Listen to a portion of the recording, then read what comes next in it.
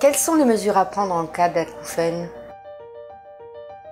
Pour rechercher les causes possibles des acouphènes, le médecin commencera par prescrire un examen ORL, otorhinolaryngologie, un contrôle de l'audition et éventuellement des examens complémentaires de type IRM. Si une cause est diagnostiquée, on peut la traiter. Cette prise en charge peut guérir les acouphènes ou contribuer à tout le moins à leur diminution. Si aucune cause n'est identifiée, cas le plus fréquent, on peut prendre des mesures pour diminuer les symptômes. En effet, s'il n'y a pas de traitement spécifique contre les acouphènes, il existe des conduites à éviter et d'autres à adopter pour les atténuer et moins ressentir leurs effets. Enfin, si les acouphènes persistent, s'ils altèrent la vie quotidienne en provoquant du stress et de l'anxiété, le médecin peut proposer une prise en charge par un psychiatre ou un psychologue.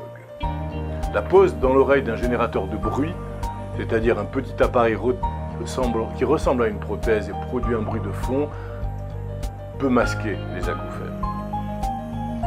Existe-t-il quelques conseils pour éviter les acouphènes? Pour prévenir l'apparition d'acouphènes ou ne pas les aggraver, il faut éviter, premièrement, les traumatismes sonores, deuxièmement, prévenir les bouchons de cérumen et troisièmement, faire attention à la prise de médicaments toxiques pour l'oreille.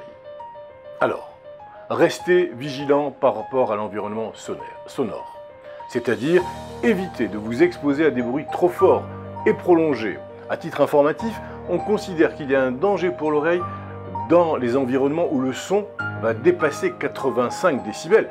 85 décibels, cela équivaut au bruit d'une tondeuse. Si vous devez utiliser un baladeur, voici quelques conseils utiles. Réglez le volume à la moitié du maximum possible. Ne cherchez pas à couvrir les bruits extérieurs avec de la musique. Enfin, utilisez un casque ou des écouteurs de qualité qui garantissent un volume sonore maximum de 100 décibels. Enfin, limitez bien sûr la durée d'écoute.